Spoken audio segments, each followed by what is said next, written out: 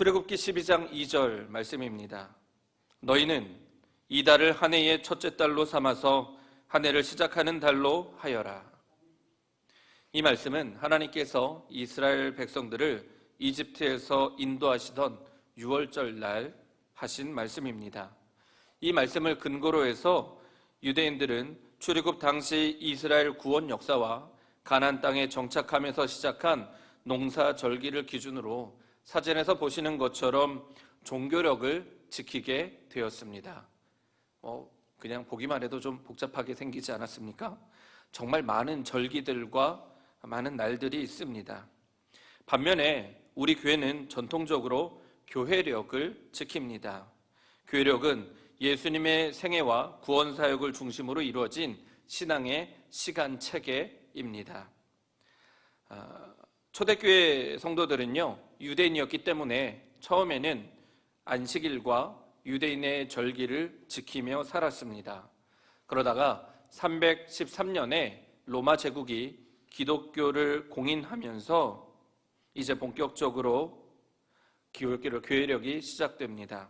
가장 처음에는 주연절인 1월 6일을 예수님의 탄생과 세례를 기념하는 날로 지키다가 336년에 예수님의 탄생을 축하하는 성탄절이 도입됐습니다.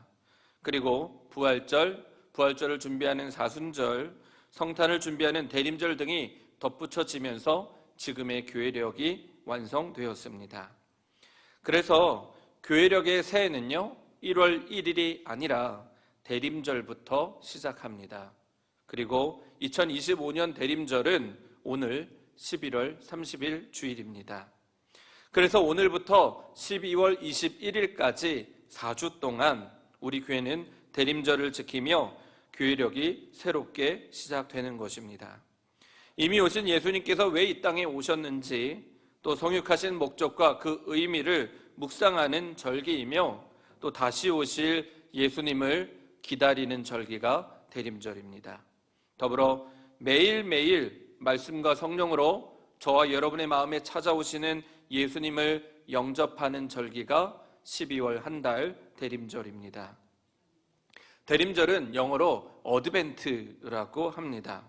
이 말의 어원은 라틴어 아드벤투스에서 기원하였는데요, 이 아드벤투스라는 단어는 어디를 향하여 온다라는 뜻입니다.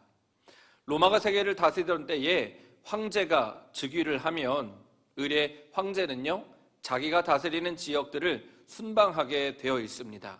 그러면 황제가 방문하는 도시 사람들은 황제의 행차를 준비했습니다. 그것을 아드벤투스라고 합니다. 약 1400년 전에 카톨릭 교황 그레고리오는 성탄절 전 준비 기간을 4주로 정하고, 이 기간을 세상의 진정한 왕이신 예수님께서 오시는다는 것을 의미하는 말로 아드벤투스라고 불렀습니다. 그러니까 황제의 행차, 황제의 방문을 의미하는 아드벤투스라는 이 단어를 예수님의 오심을 준비하는 기간을 의미하는 대림절의 이름으로 붙인 것입니다. 그리고 카톨릭이 중국으로 전해지면서 이 아드벤투스를 장차 임하신다라는 뜻으로 장림절이라고 번역을 했고요, 이 장림절이 한국으로 전해지면서 우리 한국교회는 예수님의 오심을 기다린다라는 뜻으로 대림절이라고 번역하였습니다. 그러므로 대림절은 아기 예수님의 탄생과 생애를 묵상하는 시간이며 예수님의 다시 오심을 기대하며 준비하는 시간입니다.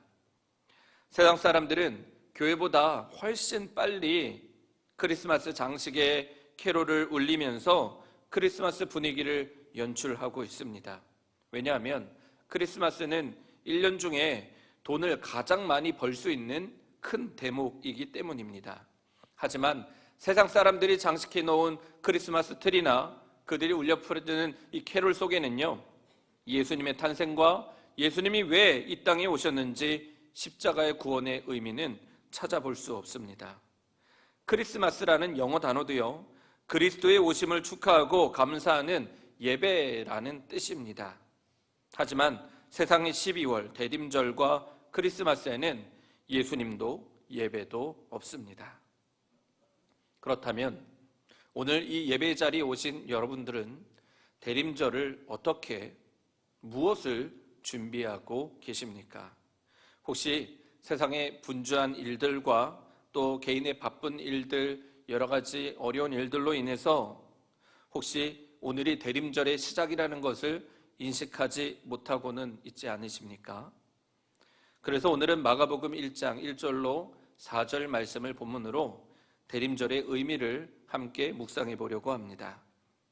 마가복음의 저자 마가는 예수 그리스도의 복음을 이사야 선지자의 글로 이와 같이 시작합니다. 보아라, 내가 내 심부름꾼을 너보다 앞서 보낸다.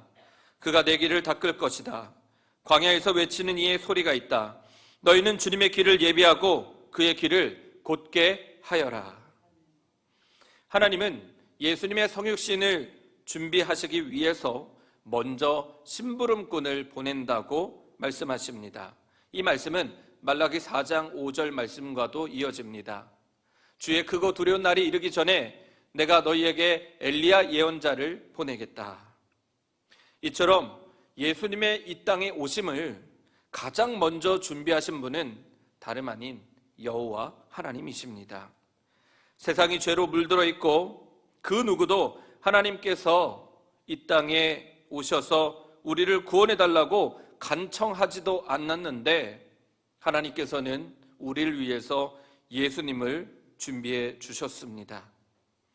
세상이 죄로 가득하기 때문에 심판받아 마땅한데 하나님은 죄에 대한 심판을 준비하시기보다 죄로 말미암아 심판을 받을 백성들을 구원하시기 위해서 아들 예수님을 이 땅에 보내실 것을 준비하셨습니다. 곧 우리를 위해서 사랑을 예비해 주셨습니다. 하나님께서는 이사야 선지자와 말라기 선지자를 통해 심부름꾼 곧 엘리야를 보내신다고 하셨는데 그 사람이 바로 세례 요한입니다. 세례 요한은 마리아의 친척 엘리사벳의 아들인데요, 원래 엘리사벳은 임신을 하지 못하는 나이가 많은 여성이었습니다. 그런데 어느 날 천사가 엘리사벳의 남편 사가랴에게 찾아갔고 이렇게 말합니다. 사가랴야, 두려워하지 말아라. 내 간구를 주님께서 들어주셨다. 내 아내 엘리사벳이 너에게 아들을 낳아줄 것이니 그 이름을 요한이라고 하여라. 그는 또한 엘리야의 심령과 능력을 가지고 주님보다 앞서와서 주님을 맞이할 준비가 된 백성을 마련할 것이다.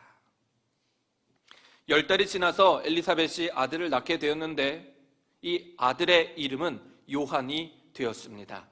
이 요한이라는 이름은 방금 들으신 말씀처럼 그의 아버지 사가랴가 지어준 것이 아니라 하나님께서 천사를 통해 직접 지어주신 이름입니다. 이스라엘 사회에서는요, 보통 아버지가 자기 아들이나 딸의 이름을 지어줍니다.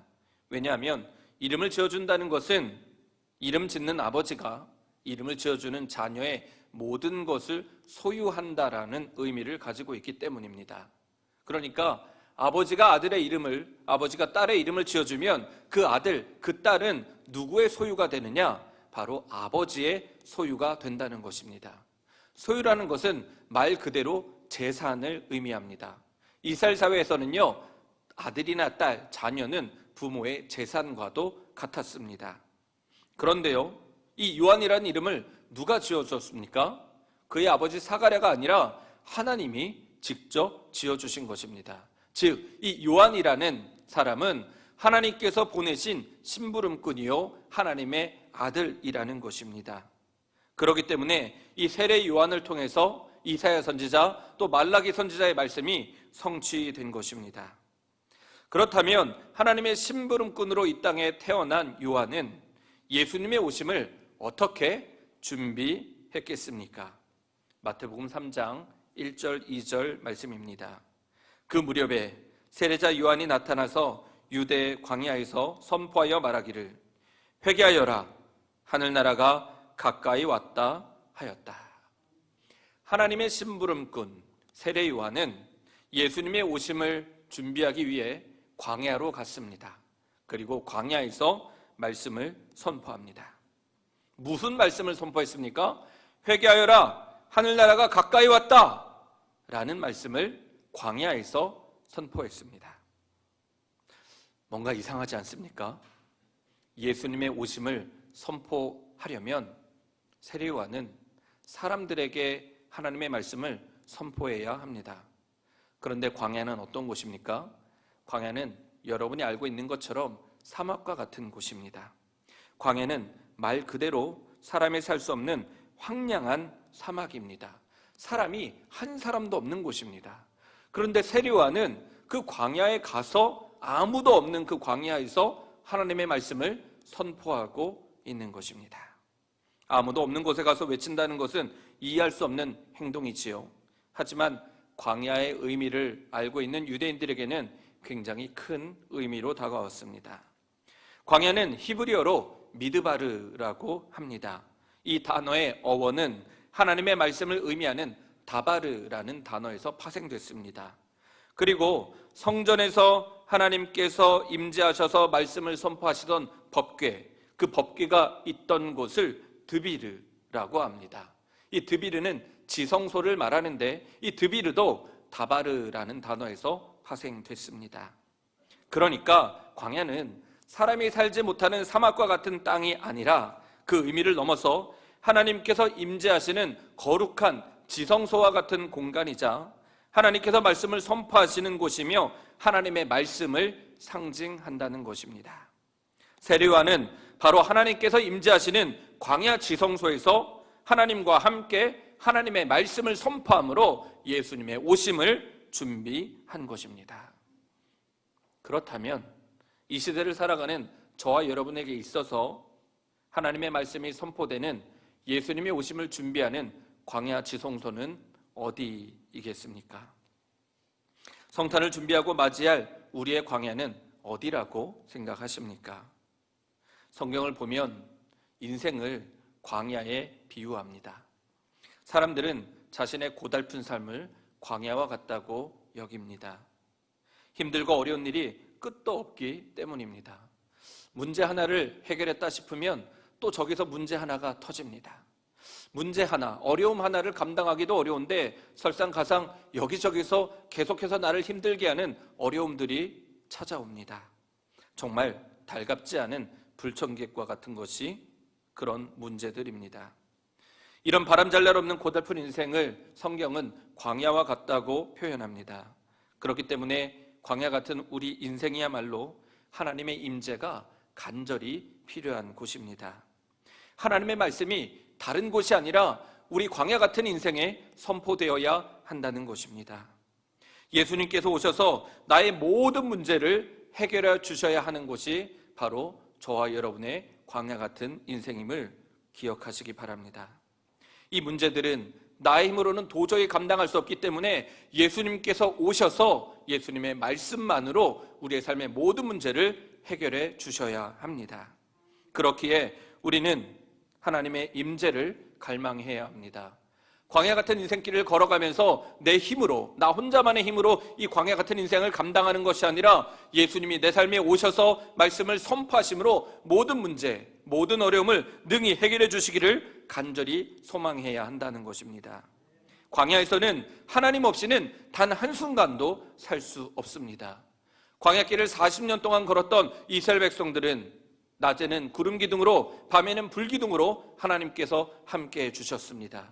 이렇듯 저 여러분의 광야 같은 인생에 예수님이 오셔서 말씀만으로도 모든 문제를 능히 해결해 주시기를 간절히 소망합니다. 그러므로 광야 같은 우리의 힘겨운 일상이 예수님의 오심을 간절히 바라고 기다리는 대림절의 현 주소가 되어야 합니다. 광야길을 걷는 우리 모두에게 대림절이 그래서 소망으로 다가오는 것입니다. 바라기는 그냥 보내지 않으셨으면 좋겠습니다. 그냥 여느 달과 같이 이 12월을 그냥 보내는 것이 아니라 12월은 대림절이다 라는 것을 기억하시고 주님께서 내 마음에 찾아오실 수 있도록 대림절을 잘 준비하시기를 간절히 소망합니다.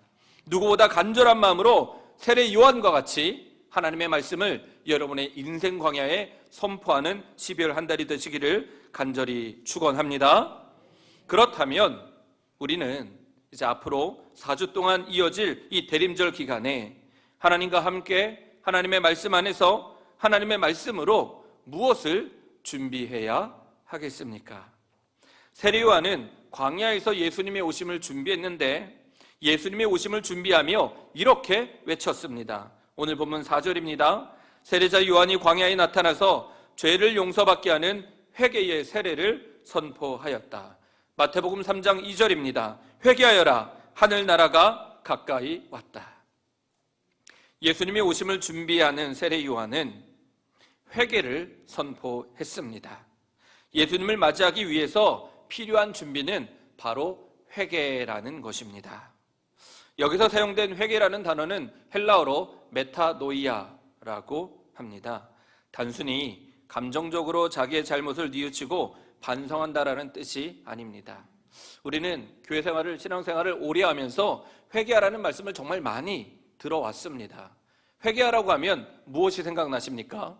대부분은요, 자기 죄를 깨닫고 자기 죄를 고백하면서 하나님, 내 죄를 용서해 주세요, 다시는 죄를 짓지 않겠습니다 라고 하나님께 용서를 구하는 사과, 그런 것을 회개라고 생각하는데요, 성경에 나와 있는 이 메타노이아, 회개의 진정한 뜻은 가치관과 사고방식 자체가 완전히 바뀌는 전 인격적인 변화를 의미합니다. 어느 캄캄한 밤에 바다를 항해하던 거대한 전함이 있었습니다. 갑판에 있던 이등병이 다급하게 선장에게 보고합니다. 선장님, 정면에 불빛이 보입니다. 이대로 가다가는 충돌하게 생겼습니다. 선장은 다급히 반대편 불빛을 향해 무전을 쳤습니다. 나는 함장이다. 즉시 항로를 변경하라. 명령이다. 그러자 상대방에서 답신이 왔습니다. 안 됩니다. 귀함이 서쪽으로 10도 변경해야 합니다. 선장은 화가 머리끝까지 치밀어 올랐습니다. 그래서 이렇게 소리칩니다. 나는 이 해역의 사령관이다. 명령이다. 당장 항로를 바꿔라. 하지만 상대방은 침착하게 대답합니다. 저는 일개 수병입니다. 하지만 선장님이 바꾸셔야 합니다. 화가 잔뜩 폭발한 함장은 마지막으로 으름장을 놓으며 이렇게 외칩니다. 당장 비키지 않으면 모든 무기를 발포하겠다. 그러자 무전기 넘버에서 아주 작은 짧은 대답이 들려옵니다. 여기는 등대입니다. 그 순간 선장의 머릿속에 쾅 하고 망치로 한 대를 맞는 듯한 충격이 있었습니다. 내가 옳다고 생각했던 고집, 상대가 비켜야 한다는 그 오만함, 그 모든 생각들이 순식간에 내가 피하지 않으면 죽겠구나라는 생각으로 바뀐 것입니다. 그래서 함장은 즉시 키를 돌려서 배를, 항로를 수정했다고 합니다. 이것이 바로 메타노이아, 회개입니다. 이전까지는 세상의 방식대로 내 마음대로 생각하고 내 기분 내키는 대로 말하고 행동했다면 이제는 더 이상 세상의 방식대로 내 마음대로 하는 것이 아니라 하나님의 방식대로 생각하고 말하고 살아가는 것이 진정한 회개, 메타노이아라는 것입니다. 단지 내가 잘못했다고 죄를 고백하고 끝나는 것이 아니라 죄를 고백했으면 이제는 이전의 세상 방식은 다 버리고 하나님의 말씀대로 세상의 방식이 아닌 하나님의 방식으로 살아가는 것이 하나님께서 우리에게 말씀하시는 메타노이아입니다. 삭개오는 메타노이아 하기 전에 돈이 최고니까 돈만 많이 벌면 행복하다는 세상의 방식으로 살았습니다. 키도 작고 유대인들에게서 세금을 받아내는 일을 하고 있으니 정말 많은 사람들이 조롱하고 놀렸지만 그래도 돈만 많으면 최고다, 아무도 나를 무시 못한다라는 생각으로 돈을 버는데 온 힘을 다했습니다.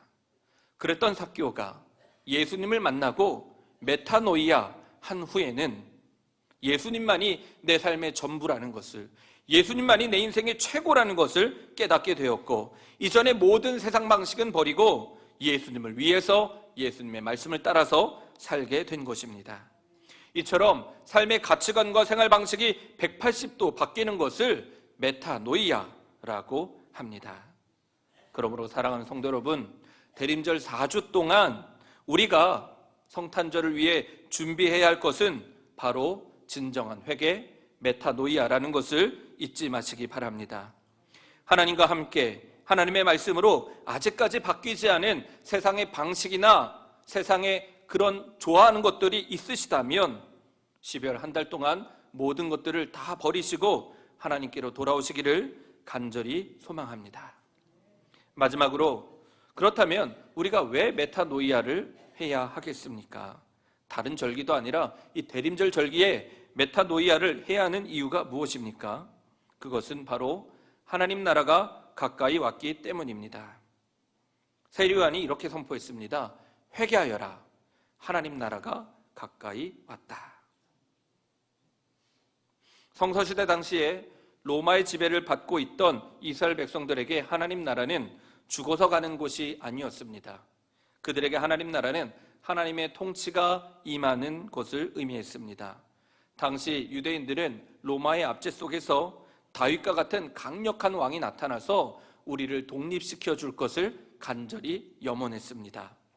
그래서 유대인들은 메시아가 오면 이스라엘을 독립시켜 줄 것이라고, 하나님 나라를 이루어 줄 것이라고 믿었습니다.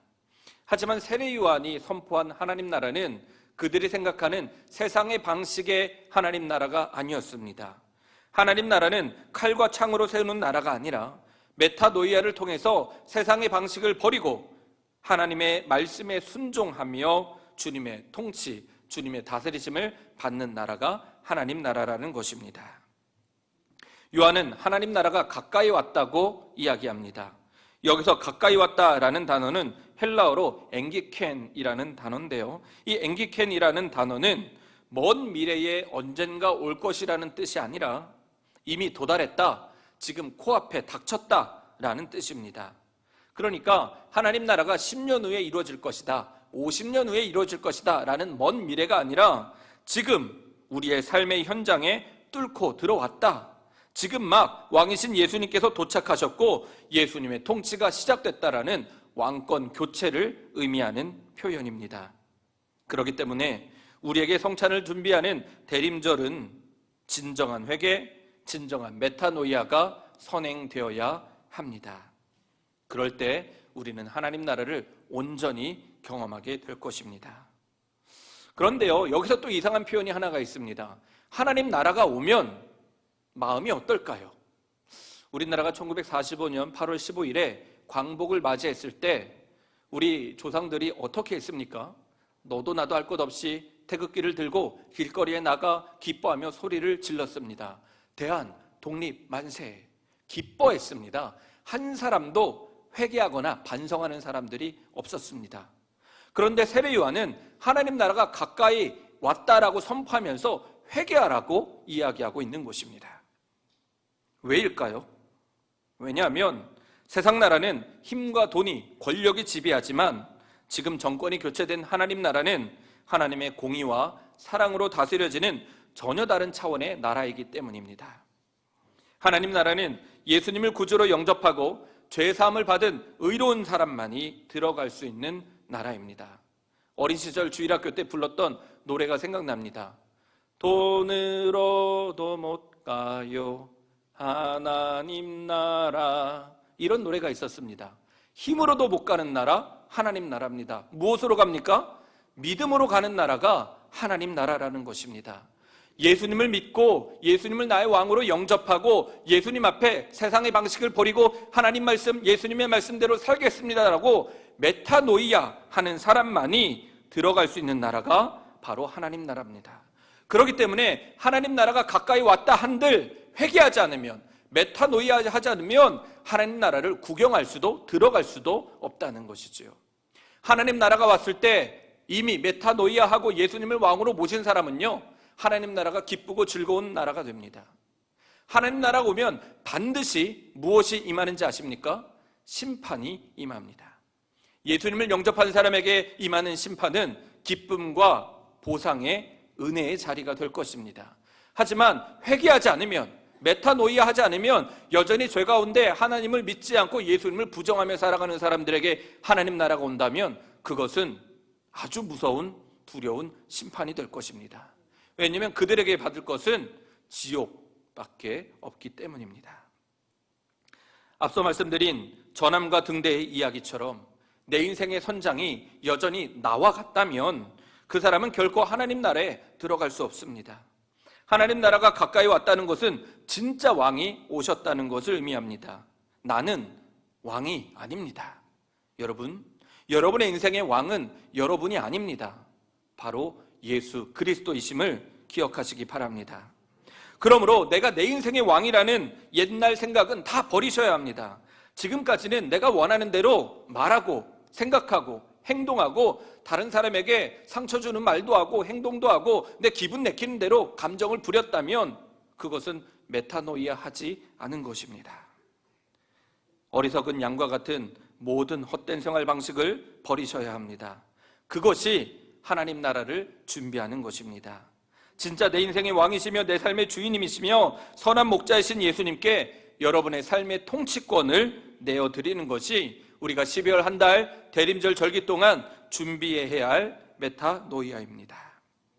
말씀을 정리하겠습니다. 하나님 나라는 장소나 공간의 의미를 초월합니다. 누가복음 17장 20절로 21절 말씀입니다. 바리새파 사람들이 하나님의 나라가 언제 오느냐고 물으니 예수께서 그들에게 대답하셨다. 하나님 나라는 눈으로 볼 수 있는 모습으로 오지 않는다. 또 보아라 여기에 있다. 또는 저기에 있다 하고 말할 수도 없다. 보아라 하나님 나라는 너희 가운데 있다. 하나님 나라는 여러분 안에 있습니다. 하나님 나라는 하나님의 다스리심과 돌보심을 의미합니다. 누가 우리를 다스리시고 돌보시고 인도하시고 보호하십니까? 여러분 자신은 여러분을 보호할 수 없습니다. 진정한 왕 대신 예수님만이 여러분을 다스리고 보호하신다는 것을 기억하시기를 바랍니다. 그래서 선한 목자 예수님은 살아있는 하나님의 생명의 말씀과도 같습니다. 요한복음 1장 1절, 2절, 14절입니다. 태초에 말씀이 계셨다. 그 말씀은 하나님과 함께 계셨다. 그 말씀은 하나님이셨다. 그는 태초에 하나님과 함께 계셨다. 그 말씀은 육신이 되어 우리 가운데 사셨다. 살아있는 생명의 말씀이신 예수님께서 진정한 왕으로 여러분의 삶에 찾아오셨습니다. 그러므로 생명의 말씀이신 예수님을 여러분의 왕으로 맞이하시고 예수님께 순종하면 여러분의 삶은 행복한 하나님의 나라가 될 줄 믿습니다. 예수님께서 하늘 영광 보좌를 다 내려놓고 이 땅에 오신 이유는 우리를 구원하시고 우리에게 행복을 주시기 위함입니다. 우리가 예수님을 믿는 이유도 행복하고 잘 살고 싶기 때문입니다.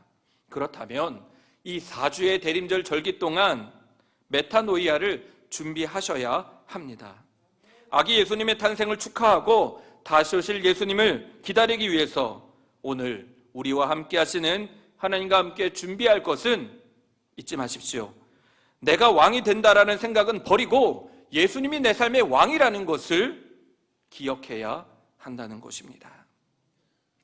정말 힘들고 고달픈 광야 같은 인생 아닙니까? 그런 어렵고 고달픈 인생이 푸른 풀밭, 쉴만한 물가로 변화되려면 예수님이 우리의 왕이 되어주셔야 합니다. 그러므로 지금 이 시간부터 세상의 모든 방식은 버리시기 바랍니다. 그리고 하나님의 말씀만을 붙드시기 바랍니다.